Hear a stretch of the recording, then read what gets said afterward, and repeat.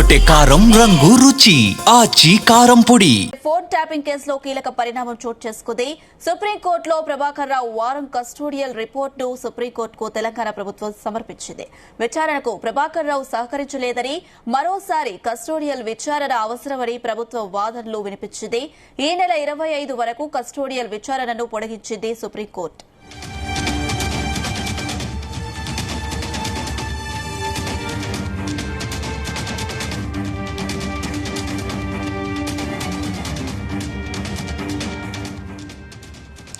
Phone tapping కేసులో కీలక పరిణామం చోటు చేసుకుంది. సుప్రీంకోర్టులో ప్రభాకర్ రావు వారం కస్టోడియల్ రిపోర్టు సుప్రీంకోర్టుకు తెలంగాణ ప్రభుత్వం సమర్పించింది.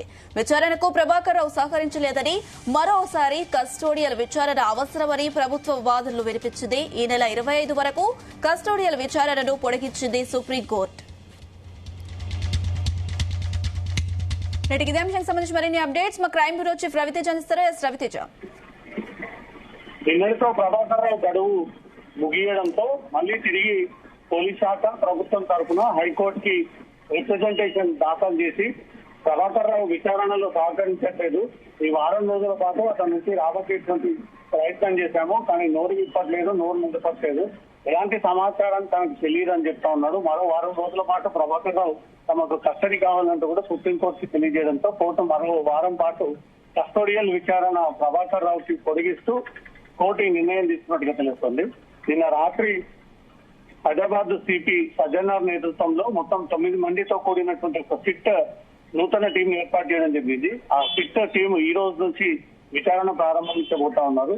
వీసీ సజ్జనార్ తో పాటు మిగతా కొంతమంది ఐపీఎస్ లతో ఈ బృందం ఏర్పాటు చేసి ఈ వారం రోజుల్లోపు ఈ ఫోన్ ట్యాపింగ్ కి సంబంధించినటువంటి కేసు పైన పూర్తి వివరణ, ఎవరి ఆదేశాల ప్రకారంగా ప్రభాకర్ రావు ఈ ఫోన్ ట్యాపింగ్ కి పాల్పడ్డాడు, ఇల్లీగల్ గా వాళ్ళని డిటైన్ చేసి వాళ్ళ దగ్గర డబ్బులు వసూలు చేయడము, వాళ్ళని ఎక్కడ పడితే అక్కడ ఆ దొరికినటువంటి డబ్బులను అఫీషియల్ రికార్డ్స్ లోకి రాకుండా తను పర్సనల్ గా ఉపయోగించుకోవడము, దీనికి డిఎస్పీ ప్రణీత్ రావుతో పాటు అనేక మంది పోలీస్ అధికారులు సహకరించారనే ఆరోపణలు వ్యక్తమవుతా ఉన్నాయి. కాబట్టి అప్పుడు బీఆర్ఎస్ ప్రభుత్వం 10 ఏళ్లలో ఉన్నప్పుడు ఇతన్ని ప్రభాకర్ ద్వారా ఏ బడా నాయకుడు ఈ ఆపరేషన్ చేపట్టాడు, అప్పుడు మాజీ ముఖ్యమంత్రి కార్యాలయం నుంచే వచ్చిందా లేకపోతే మంత్రి కార్యాలయం నుంచి వచ్చిందా, ఎవరి ఆదేశాల ప్రకారంగా మీరు నిత్యం ఎన్నికల సందర్భంలో రాష్ట్ర వ్యాప్తంగా ఉన్నటువంటి సంపన్నులని టార్గెట్ గా తీసుకొని మీరు ఈ ఫోన్ ట్యాపింగ్ కి పాల్పడ్డారు, ఆ వివరాలన్నీ అందజేయాలి, ఎందుకు హార్డ్ డిస్కులన్నీ డిస్ట్రాయ్ చేయడము, కొన్ని హార్డ్ డిస్కులని మార్చేయడము, కొన్ని మొబైల్ ఫోన్స్ అంతా కూడా డేటాని తొలగించి ఖాళీ మొబైల్ ఫోన్స్ ని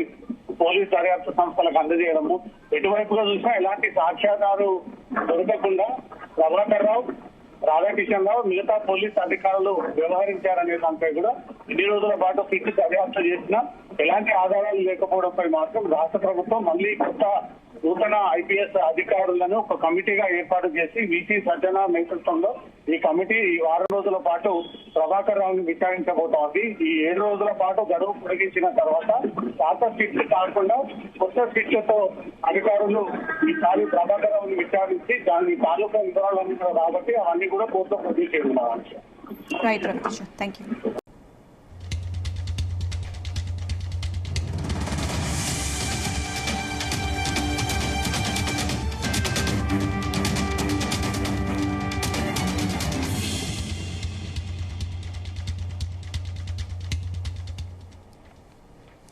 ఫోన్ ట్యాపింగ్ కేసులో కీలక పరిణామం చోటు చేసుకుంది. సుప్రీంకోర్టులో ప్రభాకర్ రావు వారం కస్టోడియల్ రిపోర్టును సుప్రీంకోర్టుకు తెలంగాణ ప్రభుత్వం సమర్పించింది. విచారణకు ప్రభాకర్ రావు సహకరించలేదని, మరోసారి కస్టోడియల్ విచారణ అవసరమని ప్రభుత్వం వాదనలు వినిపించింది. ఈ నెల 25 వరకు కస్టోడియల్ విచారణను పొడిగించింది సుప్రీంకోర్టు.